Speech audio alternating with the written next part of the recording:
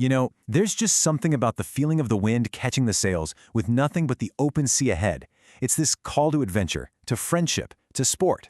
Well, today we're going to sail back in time to the late 1800s to tell the story of how that exact feeling created this incredible lasting community on the Swedish island of Gotland. All right, let's get into it. I mean, this picture just totally captures that whole vibe, right? Across Europe, you've got this new middle class with a little more time, a little more money, and this idea of leisure is really taking off.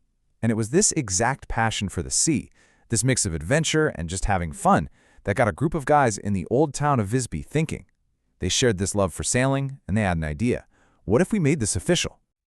And just like that, our story really begins. An idea turns into an organization that's going to shape the local sailing world for years and years to come. What's pretty amazing here is just how fast this all came together. It starts with a simple meeting in 1883. By the end of July, the same year, the Wisby Sailing Society is a real thing. And check this out. Just 1 year later, they're not some casual club anymore. No way. They've got official statutes, they've got established racing rules. This was a serious deal right from the get-go. But of course, an organization is just an idea without the people who make it happen. So let's meet the guys who first grabbed the wheel. So, on the left, you've got C.J. Bergman, the Society's very first chairman, and on the right is A.T. Both, the first secretary.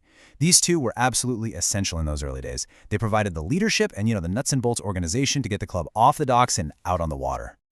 And it really was a team effort from day one.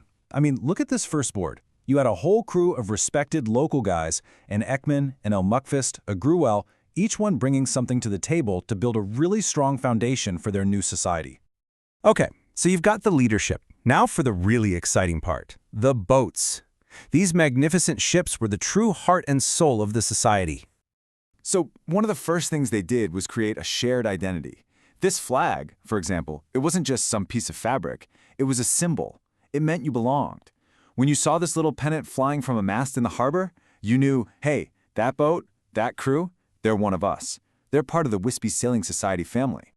And that family identity was built one boat at a time. Here's one of the originals, the Senta. You can just feel it, can't you? The pride these early members had in their yachts, the real spirit of adventure. And here's another one, the cutter Vikingen. Every single boat had its own personality, its own history, and all of them together made up this incredible, growing fleet. And wow, check out Mawson. That's the gull under full sail. This picture says everything, doesn't it? The power, the elegance, the freedom. This is what it was all about. It wasn't just about having a boat. It was about the absolute thrill of working with the wind and the sea. And you can literally see that passion in the numbers. They started with just 4 boats in 1883. Fast forward 25 years, and that number jumps to 15. By their 50th anniversary in 1933, the fleet is 28 vessels strong. I mean, that's some serious growth. It just shows you how much people wanted to be a part of this. So, you've got all these beautiful boats and a bunch of passionate sailors. What happens next? Well, competition, of course. Racing quickly became the main event for the society. But here's the thing. Their competitive side was always guided by this really strong sense of sportsmanship. This idea was at the very core of the club. Yeah, winning was great, but the real point was to show up, to test your skills, and to share that incredible experience with your fellow sailors out on the water. Now, that doesn't mean the prizes weren't a big deal. The society had these incredible, prestigious wandering prizes, these amazing trophies that would be passed from winner to winner each year. They were a true symbol of excellence, and trust me, winning one was the biggest honor you could get. And right here, you see the faces of that competition. You've got the crews all gathered together, totally focused, ready to go.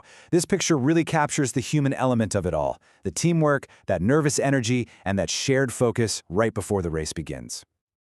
So you take all this, the growth, the friendship, the competition, and it all leads up to a really, really impressive milestone. 50 years, half a century. Just let that sink in.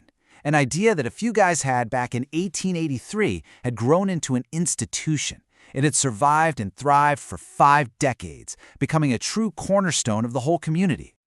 And here they are, the board of directors in that big anniversary year of 1933. You can see them as the caretakers of this legacy.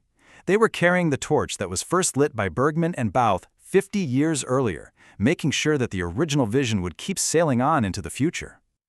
When you boil it all down, the story of the Wisby Sailing Society's first 50 years is just a fantastic example of something powerful. It shows us how a simple, shared passion for the sea, for sport, for adventure can be the anchor for a community that's strong enough to last for generations. And that kind of leaves us with a big question to think about, doesn't it? The sailors of Wisby built their legacy on a love for the sea. It makes you wonder, what are the passions in our lives today that have that same power? The power to connect us, to inspire us, and to build something that will last long after we're gone.